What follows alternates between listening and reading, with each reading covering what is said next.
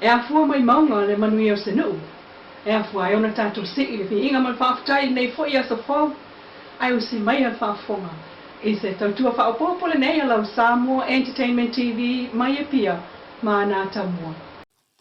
O le vai aso lona tolu le nei wa amata o le whaamsinonga 5 vai aso ai toe fitu se fulu mo limau o lo totoi.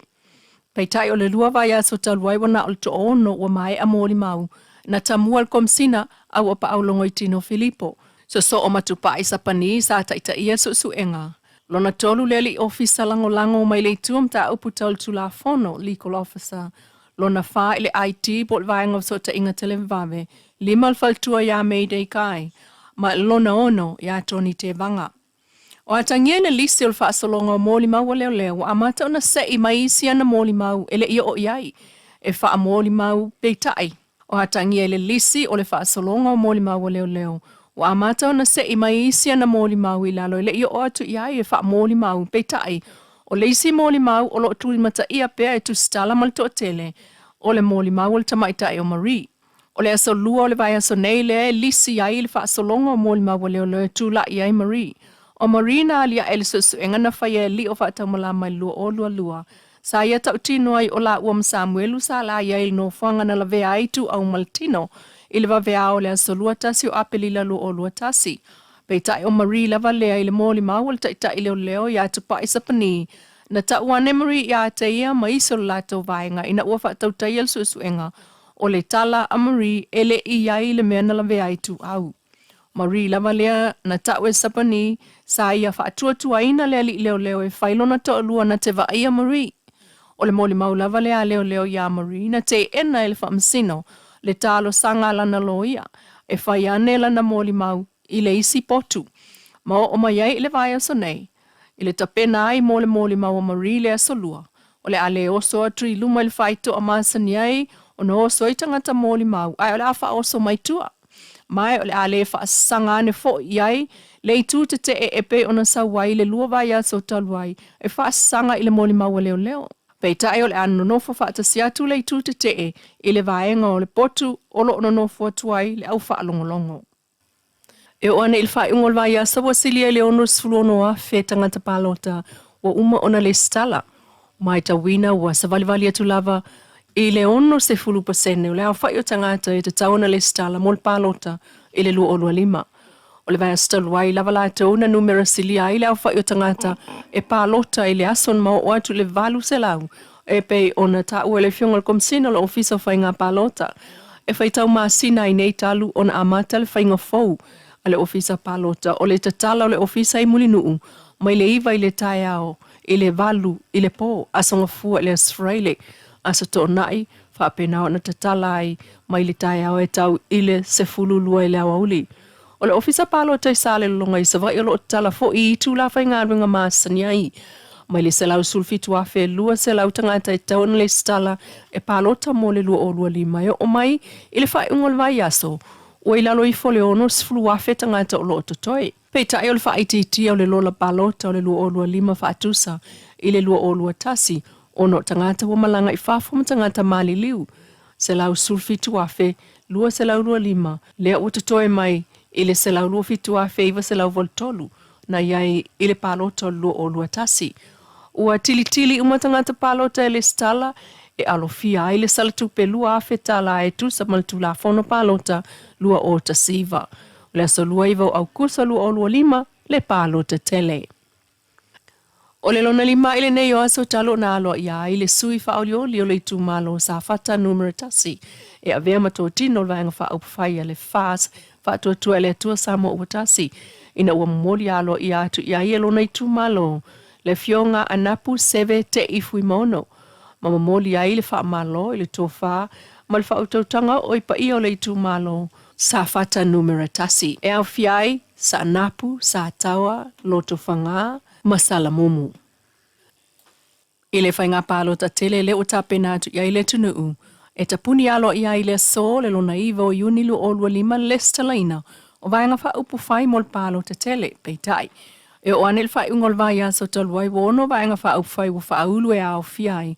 Le HRPP Human Rights Protection Party, SNDP Samoa National Development Party, o le FAS whaatuatua i le atua Samoa Watasi, SUP Samoa Uniting Party, CDRP Constitution Democratic Republican Party, ma le SLP le Samoa Labour Party.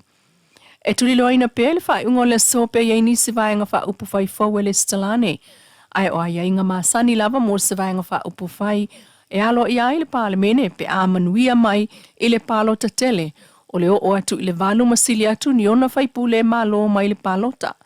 O le nofo inga lona sulfitu le o wha ata ape aloa i ai ila na fionga i le amalu le malo talu mai le aso tolu yuni e na o le lua ana vaenga wha upu whai na au sia le numero faltu la fono peitai sa le ato le valu o faipule manu malo ale SNDP malato PTI le fainga malo le FAS e ona faipule na malo. Masani ai lava o sauninga wha apito sa nofua inga e pei o le tatalai o le palemene malona wha ata ape lea o mai nei le itupule la asanga o le wha ata ape alo ia vanga na ai le poloa inga ale fionga i le au le malo. O le cost of living allowance o le meanga papuku ur pola. O le kani le papatui marvaenga le tapiti mo kako makiwa mareka ngwaka ko konga le waya. Ako male no goko ni ta goma kau kuai. Yo o le pete kwa fanga. Mau le lima te lau kala i kau sanga. No winga ko te fulu ka kalma kuai. Ti mata kala kau sanga. O le lima tau sanga. Pa hai si ngala be. Au mai sa ora ya e pau i te si okay. Alwa kita o ai do lima. Oe malo wainga. Pule yoi, ya, pule yoi. Kau yang diprofi, kalau dia ngal malu ikan, boleh kola, kalau walam, kita pe hasil kaya yang ay paru kaya. Jadi faiku awal kita pisi, tidak, malu kita berfoto, kita salah ngal bema, salah apa itu. Kali kita pisi. Esi suile ta pena le palota lai sa longa, faile sounding ale, wata pena laudi. E whaile taulanga fau i sa sina, ai tia ele taulanga i sa le longa. Sa la whai malau whaafonga mai, wa umana whai tato upu matala. O le ale me tau mo whai e ia umalo utu malo, o le manuia nao sa vai ato, pa sa moa ato. O le tato te tala noa, ma whai lan mene, ina umalo na pale mia tofi lau, tia ilo whaafas whai tato. Lan me wo ele tato taulanga na tapena.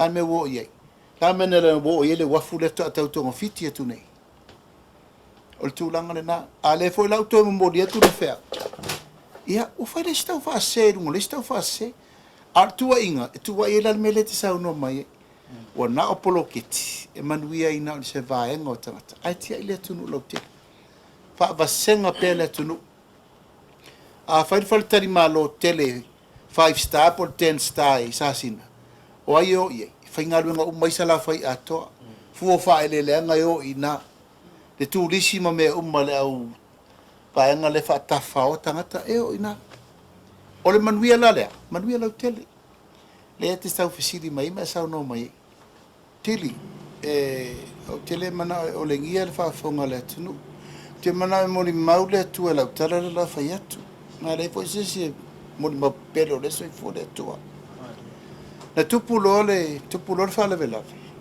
ila vesino mato le vesingo uma le vesingo o ina na mafu mai tu malo ai na mo vala mai tu lo lava di tu malo tu fanga mai tu malo le pa